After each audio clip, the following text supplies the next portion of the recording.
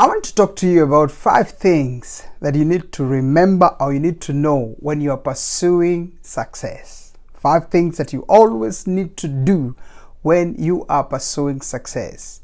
Success is something that you pursue. Pursue basically means you chase after, or it basically means having a pre-drive, something that you go for because you have already determined, you have already decided that you want it and you have to get it. So there are 5 things that you need to always remember or keep in the back of your mind. Actually, things that you need to do if you're actually going to succeed in whatever it is that you're pursuing. Number 1 is that you must start by setting goals that are clear.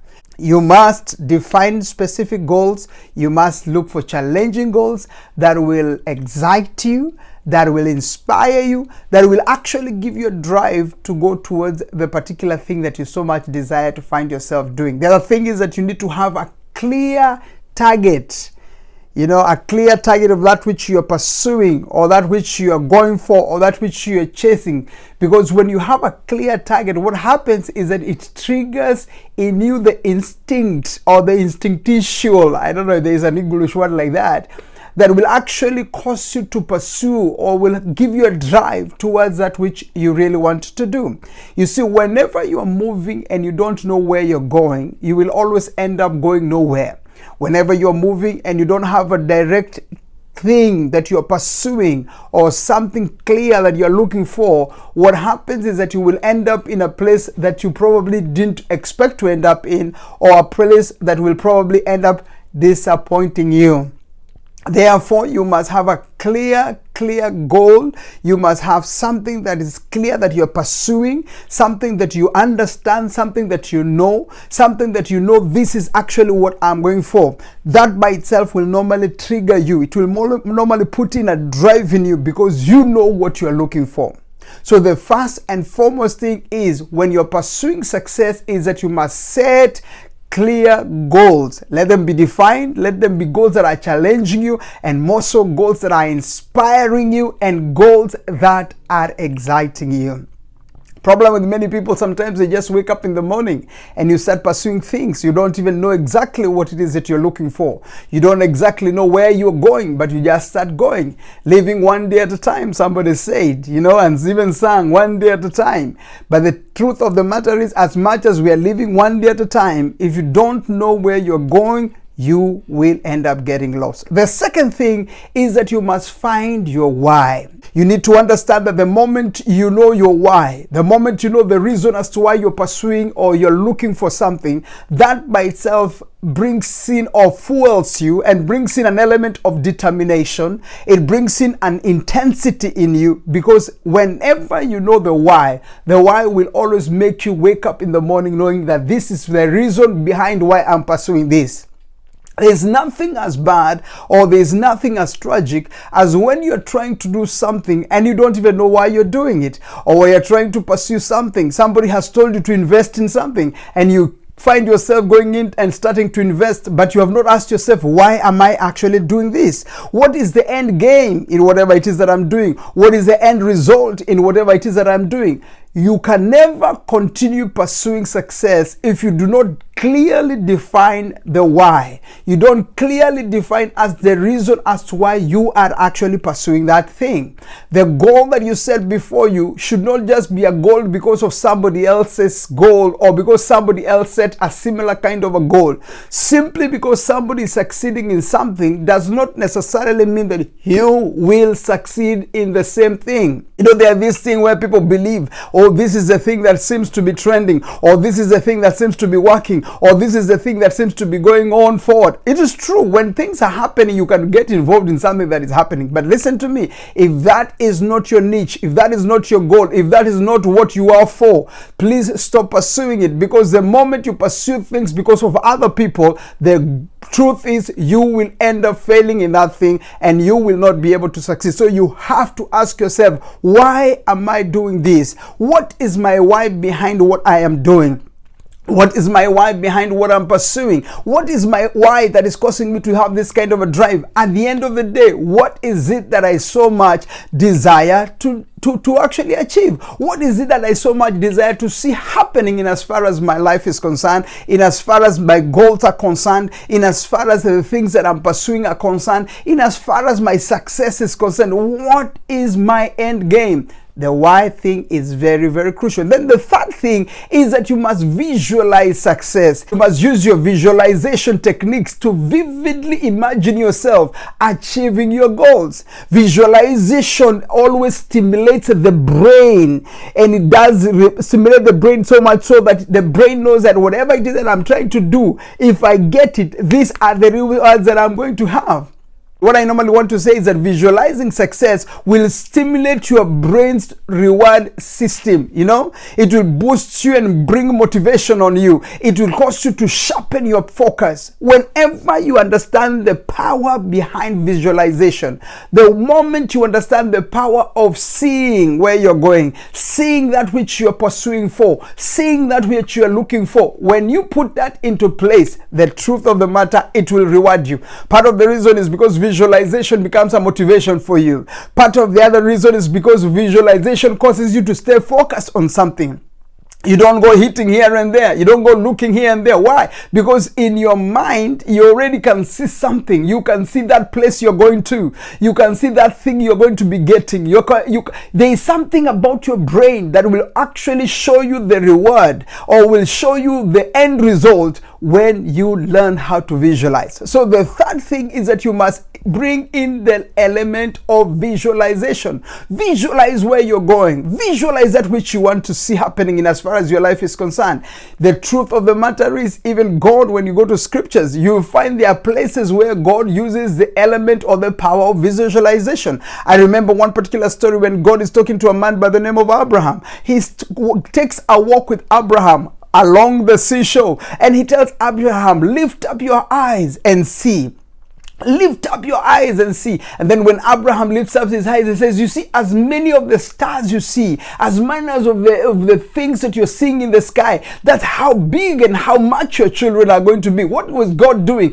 God was basically activating the visualization ability or the visualization technique in the life of this man called Abraham. So as he was visualizing and seeing it in his mind, he could actually see those stars becoming children. Right now, as I'm speaking to some of you, I want you to engage your technique of visualization.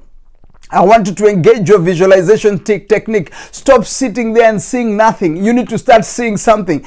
Truth of the matter is, things may not be looking as good as they are supposed to be, or the way you desire them to be, but use your visualization technique. Use your visualization technique. The more you see, the more you become. The more you see, the more you attract that which you desire to have. You see, the beautiful thing is visualization has a tendency of pushing you, and at the same time has a tendency of attracting the thing that you are pursuing for.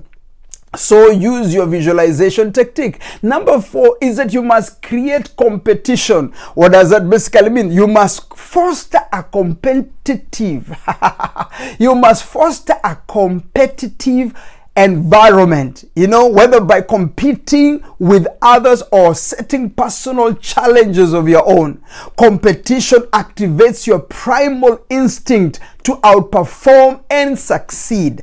Whenever you feel yourself in a place of competition, what happens is that competition causes the prey drive in you to rise up. The instinct in you to do something will always rise up whenever you engage your gear to a place of competition. So what am I saying? You must create an environment of competition. You must compete by challenging yourself with issues. Take up tasks, take up things that are going to cause you to think, that are going to cause you to do things, that are going to cause you to work with diligence, that are going to demand excellence from you, that are going to demand that you don't walk in mediocrity, that are going to cause you to rise up and pursue something. That is competing with yourself, competing with challenges that you have actually put upon yourself. The other thing is, look at people who are in the same field or in the same industry that you are involved in. Look at how they are doing, and then desire to compete with them, and not just to compete, but desire to compete and beat them. You see, when you have somebody who is doing something that you desire so much to see or so much to have, and you are seeing them doing it well, or you're doing it in a whatever way they are doing, the thing is, you can use that particular individual as your competitor. And then you can decide, you know what, I'm setting myself goal. If so and so is achieving to this level, I am going to go to a higher level. Once you get to the higher level, look for somebody else who's doing at that level and go higher than them. You see, competition is a motivation. Competition causes you to have a drive within yourself. That is where this week, as you listen to me, as you watch me, and as you allow me to continue training you and teaching you, please remember, competition is a key thing. Some of you who are content creators and you're listening to me, we have so much going on in the social media world. There is a lot to look at and there is a lot to compete with. You need to put that instinctual instinct thing in you. That thing that causes you to drive to pursue something. That thing that causes you to chase. You have to put it on so that you can be able to compete with the market that you are involved in. And then finally, you must embrace challenges. You see, you can never be able to successfully pursue success if you are not willing to embrace challenges. Embrace challenges as opportunities for growth and mastering on things. You need to view obstacles as prey to conquer, which energizes your pursuit and enhances your resilience. Let me say that in a clearer way. What I'm saying is that when challenges come to you, you need to look at them as opportunities for you to grow. You need to look at them as opportunities for you to develop yourself, to become a master in whatever field that you are in. You need to understand that when obstacles come your way, they come to you not to destroy you, but they come to you instead so that that thing which is inside you, the prey drive that is inside you, you can be able to rise it up and you can actually be able to face whatever it is that is coming your way. Have the energy to conquer it. Have the energy to deal with it. Because you see, the goodness of embracing challenges is that they will always re-energize you. They will always cause you to have so much energy that you can be able to do amazing things beyond what you think or imagine. So the final thing is that you must embrace challenges. You must embrace challenges. You have to understand the power of embracing challenges. Challenges are key in as far as pursuing your success is concerned. You will not pursue success facing challenges and giving up in the process. If you do that, you will never attain that which you so much desire. I want to finish by giving a story. There is a man by the name of David in the book of 1 Samuel chapter 15. The Bible says, chapter 30, in the book of 1 Samuel chapter number 30. The Bible says this man who is a leader of a certain group of people, because before he ultimately became the king of Israel, he is coming from a mission and coming back home in a place called Ziklag and finds the enemy has already messed up his camp, stolen the children, stolen the wives, stolen their properties and everything, and ran away. And the Bible says David starts to weep, he starts to cry. The thing and the whole situation is so painful because even his own men are against him.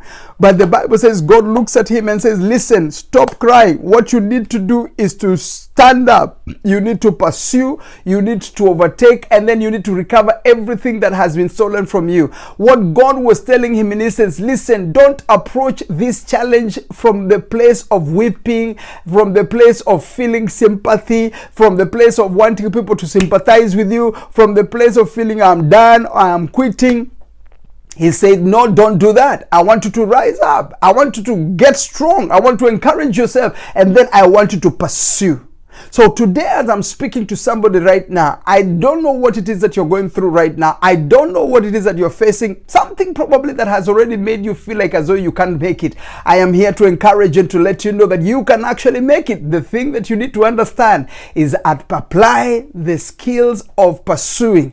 Apply the principles of pursuing and pursue. And I promise you, you will succeed. Thank you so much for taking the time to listen all the way to the end. If you're listening for the first time and you have not subscribed, I kindly ask you, go ahead and subscribe and let me know that you have subscribed by writing below at the comments that I have subscribed. Otherwise, thank you so much. I am here every day from Monday to Friday, 9 a.m. Central Standard Time here in the US or here in America. And I want you to know that I enjoy talking to you every time you tune in.